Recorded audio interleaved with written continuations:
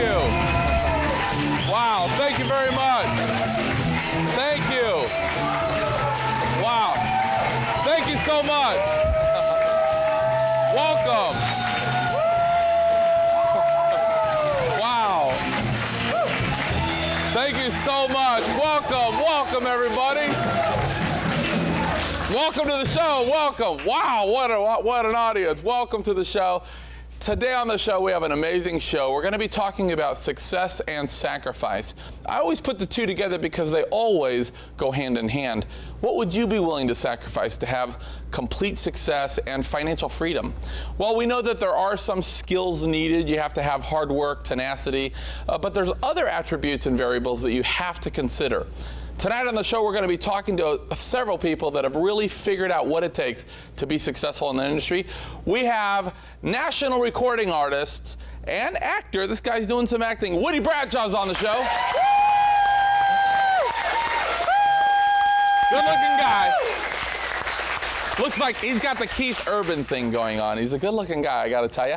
We also have entrepreneur and author and founder of a company that I'm really interested in right now. It's Bones Mastermind. We got Jeff Martin on the show. Awesome guy. You'll see what I mean. And I have my dear friend Margot Bush as co-host. Margot, give her a hand.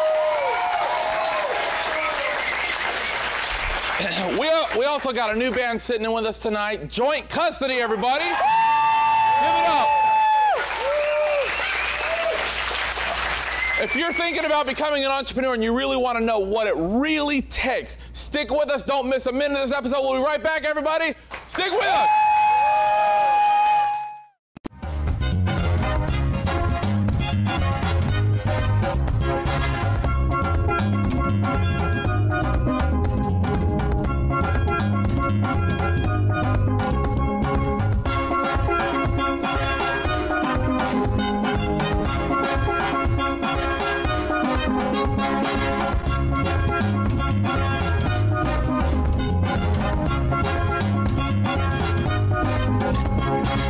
Real estate today offers incredible opportunities, low prices, and extremely low interest rates. Hi, I'm Amy Norris from Amy Sells the Beach. Right now, there are opportunities in all areas. Our team can help you put your money to work finding your dream or investment property. And if you're looking to sell, no one can give you better exposure to buyers and make your property stand out. Experience matters when looking for opportunity. I'm Amy Norris. See why we're #1 at amysellsthebeach.com.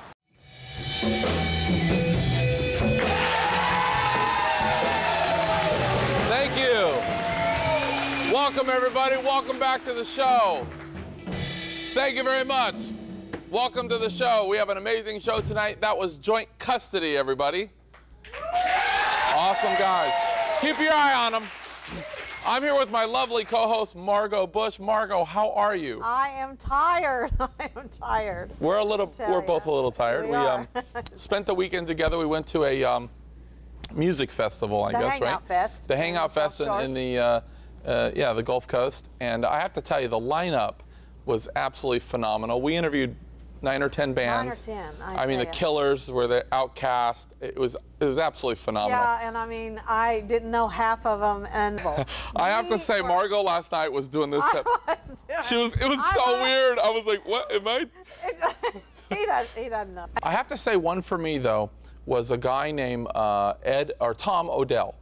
And if you're not familiar with him, he's a young guy in his 20s, and he's from near the Manchester, West Sussex area, and it's just, this guy is a real thinker. He's like a young Morrissey slash, I don't know, it kind of sounds like a little bit of Morrissey slash Coldplay, and the lyrics and the way this guy writes, if you watch this guy's videos, you're going to be hooked. He's unbelievable. Young guy. And he's so cute. So those are two for sure. I'm actually going to go out and buy. I would have that in my car all the time. So really good. And of course, we got joint custody. Yeah. Right? Joint custody is amazing. Yep. And I have to say, what I like about any industry, you know, we're going to have a few guests tonight, and we're talking about success and sacrifice. And you know, being a musician, you see people like Outkast or the Killers or whoever on stage and you see the end result, right? And you're like, wow, look at where these people are. But behind the scenes, when you're in the media tent doing interviews, you really see how hard everybody works. You know, a lot of my favorite musicians, I know over the years, you read that they're hospitalized from being, fatigueness, and they really many of work. them, when I talked to the publicist, I mean, they had interviews every 15 minutes on the dot for 3 days. Well, and they'd come off stage. They'd come off stage still out of breath, and they're already into an interview. They haven't even caught their breath from performing, and long hours. I know when we interviewed Matt and Kim, who I absolutely adore, they said that they sacrificed. They slept in a twin mattress, both of them, while they were kind of getting their start. And I think we interviewed them like at 11 o'clock. Yeah, very admirable, very hard workers. And of course, that's what it takes in any career to be successful, right? There's a lot of sacrifice. We have an amazing show tonight. We are going to take a quick break. When we come back, we're going to talk to national act. This guy is just absolutely phenomenal. Woody Bradshaw is going to be back with us. Stick with us. We'll be right back, everybody. When visiting Gulf Shores, Alabama, make sure to visit the Gulf Coast Zoo, home of the little zoo that could from Animal Planet. Get up close in our petting zoo. Enjoy our unique animal encounters. More than 300 monkeys, bears, reptiles, big cats, parrots, and more call Gulf Coast home. Come on, go wild at the Alabama Gulf Coast Zoo. Real estate today offers incredible opportunities, low prices, and extremely low interest rates. Hi, I'm Amy Norris from Amy Sells the Beach. Right now, there are opportunities in all areas. Our team can help you put your money to work finding your dream or investment property. And if you're looking to sell, no one can give you better exposure to buyers and make your property stand out. Experience matters when looking for opportunity. I'm Amy Norris. See why we're #1 at amysellsthebeach.com. Welcome. Welcome back, everybody. Welcome back to the show. Welcome. That was Joint Custody you were listening to. Give it up.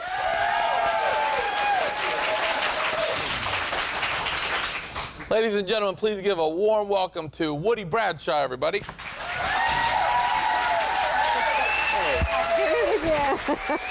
could do it all day. How are you, bro? Good. Thank you. Woody, I'm so jazzed to have you on, man. You know, we've actually been spending some time together. I don't want that to sound weird, but I've been getting to know each other a little bit. And I have to say, man, I really dig what you're about. You're going to find out what he's about. But you've really done it all. And the reason I wanted to have you on tonight is because you know a lot about what we've been talking about, which is success, but also sacrifice. You know, in any genre, I think, when you're really going towards success, there's a lot of bumps and bruises you're going to take. You're going to take your share of bloody noses and a lot of things to overcome. And I think especially in the entertainment field, you know, whether that be acting or music, and you've kind of done them both, it's not an easy thing. Talk a little bit with me about, I know you've done, you started off, I know you were a music enthusiast, right, from a very young age. Yes. And then you kind of transitioned into acting. Well, and, actually my brother was the musician. Yeah. And he was kind of the shy one, and I was always into sports, but I just loved listening, and I'd sing with him on with the piano. And my mom was a big music lover, but she was also a drama teacher, so I kind of gravitated to the theater side of things. Sure. And so I went to Florida State University, and give it up for Florida State. Everybody was like, oh, can we? And anyway, one spring break, I went to New York City to see what it'd be like when I became a big actor, you know, in New York City. And I would never return. Yeah. You know, I met this big producer. We had a friend that knew this producer. And he had worked with some. He worked with Pacino, Raquel Welch, and Tennessee Williams, and he did the whole Tom Cruise, Rob Lowe. Yeah. You know, and I was lured in. But anyway, I moved up there, and I was kind of dumb enough to think I could do it. Yeah. You know, with no problem. Well, you did do it. You did do it. You were on a soul. No, I know. Still doing it. God shine on me. But sure, everybody thinks they are the Brad Pitt level, and yeah. Well, but anyway, no, I actually mean it's so hard. I mean, I picked the two hardest you know, careers as acting and music probably. And I was dumb enough to believe it, and sure enough, probably my first audition got on the soap. So well, it sounds like it worked out. And incidentally, everybody would have done the same thing. If the guy legitimately works with names like Pacino, and you know, you're going to be in. Talk a little bit about in the beginning, though. You know, obviously, I can imagine when I first told my mom, you know, I'm going to be an entrepreneur, and she's like, yeah, I don't know what that means. But especially like with music or acting, you say, Mom, I'm going to be an actor, or I'm going to be in music. I mean, I gotta imagine there's a lot of naysayers. Even people that care about you probably are trying to protect you, saying, oh my God, are you kidding me? You need a real job. And most of us went through that, where it's like, get a real job type thing. How hard was it to pull the trigger and say, you know what, this is more than just a passion. I'm gonna actually go for it. I'm moving to this big city, New York, and I'm gonna just give it a shot. How difficult is that? Well, I was not a great student, like in high school.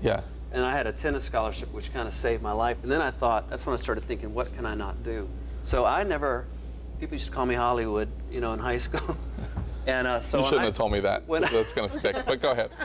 When I went to Florida State, it was funny. My mom, you know, she was very supportive. But I have a dad who's he's a big CEO, and usually that doesn't fly well, you know, when your son's going to go in the arts. But even he was like, in his fatherly, you know, tough. He's like, son, I don't think you can do anything else. So go for it. Wow. He didn't mean that. But anyway, and also getting on a soap right away was very encouraging to them. You know, like, okay. So, yeah, it was not hard for me to think about it. I mean, I've always thought big. Yeah, sure. And luckily I've had the support, you know, from my folks. But and did you do the whole like eat ramen noodles, crash with some roommates? Did you do that whole thing, or grind it out? Well, no, I didn't have to do that, but I did start as a trainer, Jeff Martin Studios, and it was a workout facility, and I actually taught. I was probably the only straight aerobic teacher in New York City. So anyway, and that was, you know, I did. So you did other things while you were supporting yourself. Well, luckily not too long before I got that soap. And the soap was big. I know it aired on ABC. Is that right? It's on ABC. Yep. And you were you gave it a long run, and that soap, it launched some other big people. The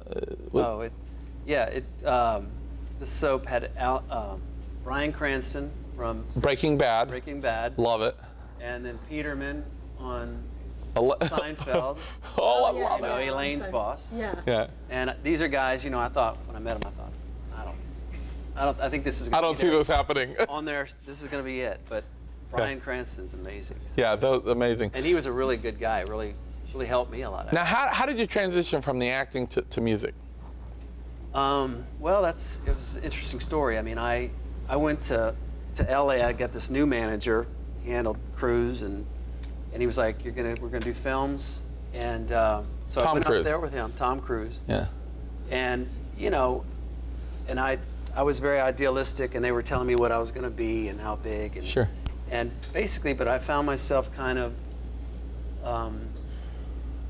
that was kind of when I was growing up. I was trying to find my identity. I thought I'm more than what I think they see, and so I just started writing kind of like psalms and poems, and people were like, that came out of you? Yeah. I was like, yeah. We thought you were just a pretty boy. I've got a person, you know, I've got something to say. Yeah. Something in there. And so that kind of went, you know, to the next was music, and I would always loved it. And I did study some when I was going up for Broadway stuff in New York. But I thought I'd love to write music, and but I didn't know that was really in me until I saw one of my mom's heroes was Jimmy Webb. He's a great songwriter, made Glenn Campbell's career. And I saw him live at the Hollywood Roosevelt Hotel. Great hotel. Yeah, and it was just him on the piano. He's not a great singer at all, but it was just the emotion he conveyed. And I thought that's like a movie. Like you write your own movie and then you act in it. Yeah. And you know, it's 4 minutes long. It's got up, you know, it peaks, and, you know. A resolve and conflict. Yeah. And I thought, I feel that's in me. And you know, it's one thing to appreciate great, you know, musicians and writers, but I really felt I had that gift. And so I kind of made it my purpose to start writing. Sure. I was a tennis pro in Manhattan Beach. That was my other thing I did to support my craft. And anyway, and I had this 20-minute ride, and I just thought, turn the radio off and write my own. And melodies started coming to my head, Sure. and lyrics, like off the bat, you know, and the rest is history. Well, and you're still doing it.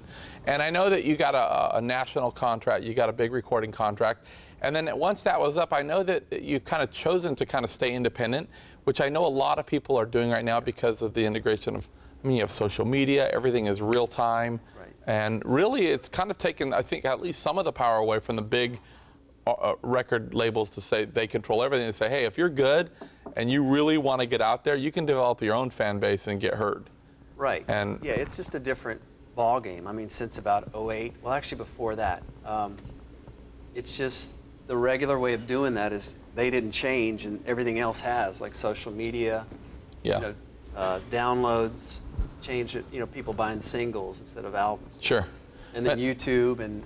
It's just a different world. Yeah. Well, you're still doing it strong. I know that you're performing regularly. I know that you have a lot of very big plans in the work with some festivals. You got some new stuff coming out, right? When can we see some new stuff? Well, right now, actually, if you go to my website, which is woodybradshaw.com, Yep. I have a song. Actually, I wrote, you know, I'm from Pensacola, Florida. Pensacola! Love that town. And I was down last summer, and I was doing a photo shoot down there, and I thought, I was on the beach, and I was like, why, you know, I was just feeling it. And I thought, why haven't I written a song about my hometown yet?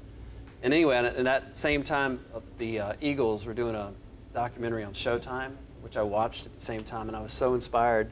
Went out to the beach for 2 days, and it just wrote itself. And well, I've heard you perform the song live, and it's absolutely amazing. Go download it. Can they download it? You can go to my website, woodybradshaw.com. woodybradshaw.com. It's on iTunes, it's called It's Good to Be Home. You can get it off my site. You got to check this song out. Please come back when we have more time and perform too, would you? Yes. All right. Thank you so much. Woody Bradshaw, everybody. Stick with us. We'll be right back with entrepreneur Jeff Martin. Stick with us.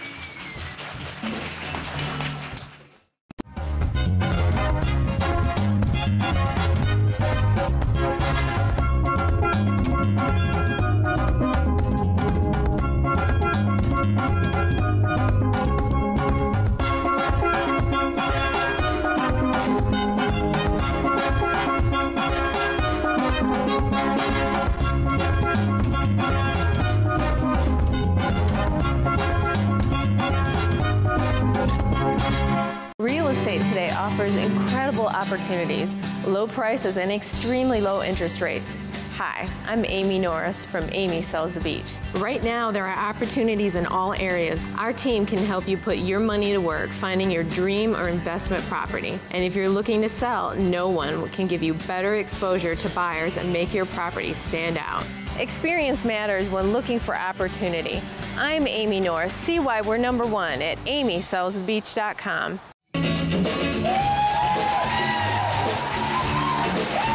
Thank you.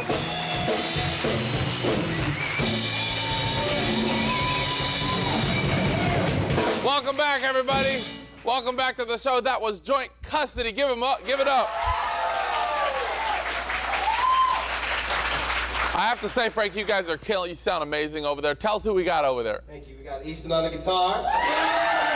Woo! Matt on the bass. Andrew on the drums. Elijah on the congas. My name is Frank, and we are Joint Custody. Yeah!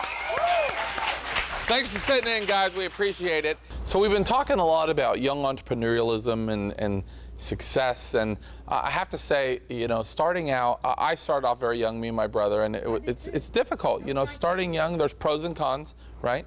Sometimes you're always worried about if people will take you serious or not.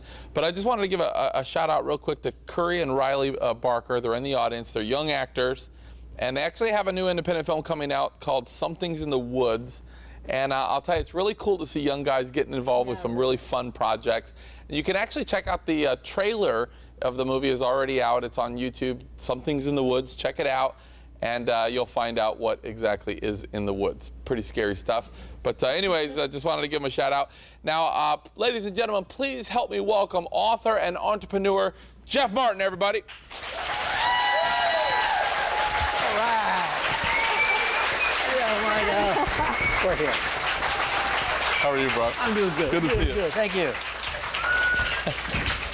I am so glad that you and your mustache could make it. Thank you very much. When you travel, do you have to get it its own? No, it's very cool. I would grow something like that, but I look like Pancho Villa if I don't shave for a few days. Not good for the job. It's not good, and you know, the hair is kind of enough. So, but Jeff, thank you so much for coming on. And I really want to cram a lot. I think we could sit here all day because we're kind of cut from the same cloth. Now, first of all, I know you're the president of AVS Systems, and you've authored a few books, but also you're the founder of the Bones Network, which is Business Owners Network for Entrepreneurial Solutions. Right. Is that right? Did I get that right? Yes. And it's really cool what you guys are doing. But let's talk real quick. How did you get started as an entrepreneur, or more specifically, the service industry? That's a pretty tough industry. It is. Well, I started out in the security industry back in the mid-'70s. Happened to be in South Florida. Met my mentor, the fellow who looked just like Telly Savalas. Love Telly. The bald head, the big gold medallion. Yeah. And he hired me one day. Kojak, yep. He hired me, and he was a true entrepreneur. And he introduced me to the service industry from what's called recurring monthly revenue and how to build bases. And as a result, we had that business for about 7 years. I became a full partner with them, and that was our first sale. My first sale was to Honeywell. Oh, yeah, I know them. When Honeywell International came in and bought us out, and at that point it was, now what do I do? I was a young guy and had a whole bunch of money. And never a good combination never for most. Never a good combination. As many young people find out, you can blow it real quick. So in a matter of about 2 years, we went through several $100,000, but had a great time. Yeah. Had 3 houses, and one in the mountains and that, and realized you better get back to work, get back in business. Sure. And so the service industry is something I knew. Yeah. So how to deal with that. In the service industry and the security side is you put a security system in, you do service work for them, monitoring these things. But there are many other similarities. Yeah. If you have a pool at your house and you pay for a pool service, there's another one. Sure. Air conditioning companies that have a regular contract or maintenance. The termite people are in the service industry. So all of these are similar, and I've worked with several of them to show them a little bit more about how to capitalize on that service side. Well, not just work with them. I know that you've actually built and sold at least 5 security companies. Let me ask you a question. A lot of people would build something and then they say, this is going to be around for this. But you kind of build them, get them to where they need to be, where everybody's monetizing. You kind of put systems in order and then sell them. Why do you find that to be your best exit strategy or recipe? I found that it becomes, from the entrepreneurial standpoint, the thrill is in the growth. Yeah. How to make it happen, how to get it up there, how to make it big. When it gets to a certain point, I get bored. Sure. I get bored with it, and I want to do something else. And so at that point, when it gets to that level, somebody else out there will buy it from you for a very sizable amount of money. So I've been able to do that 5 times. Just in the security industry, I also built a couple of invisible fence franchises that were here in the state of Florida.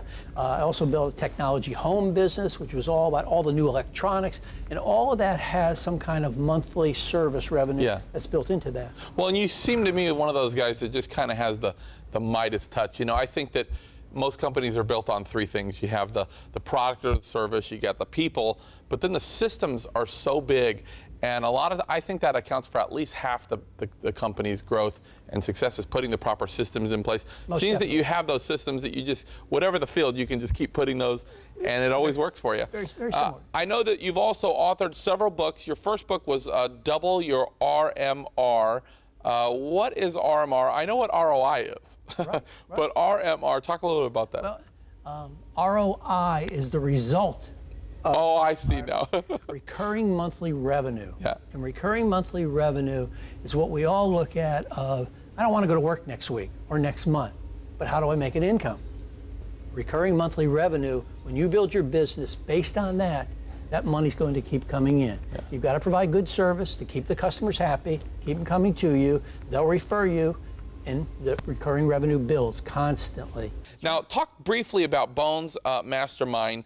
What's it all about? How did you get started? You're an entrepreneur, you know, other people that are in the business, we all have similar problems. And the problem could be, how do I market? Sure. How do HR, how do I get new employees? What are you doing for insurance? Could be simple things like that.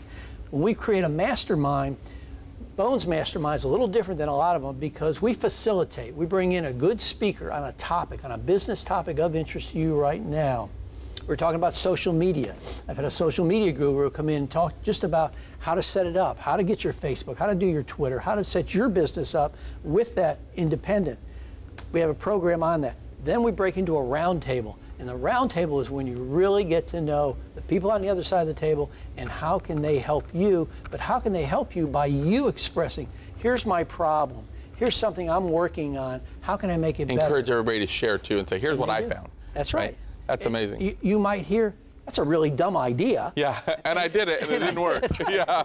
I lost my tail on that one. Good. Or here was a better way. I tried it, I tweaked it, and that just saved you 6 months, a year in time.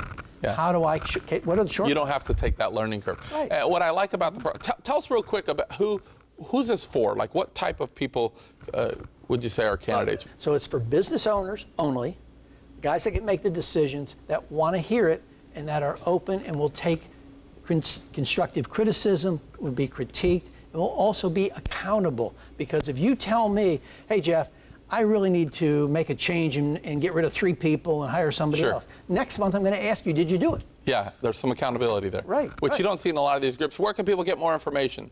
Go to bonesmastermind.com. I'm telling you, you're going to want to get involved with us. Very impressive program. And again, I think you have that touch that anything you touch really works. And it's really the systems you put in place. You got to check it out. And I'll tell you, Jeff, thank you so much for coming on. We'd love to have you back when we can spend more time and really dig into things. We're out of time, guys. Thank you so much for the show. I want to give a special thanks to my buddy here, Jeff Martin. Also, we want to thank Woody Bradshaw and Margot Bush. And don't forget to get involved in your local community and be forgiving of others. Joint custody, take us out.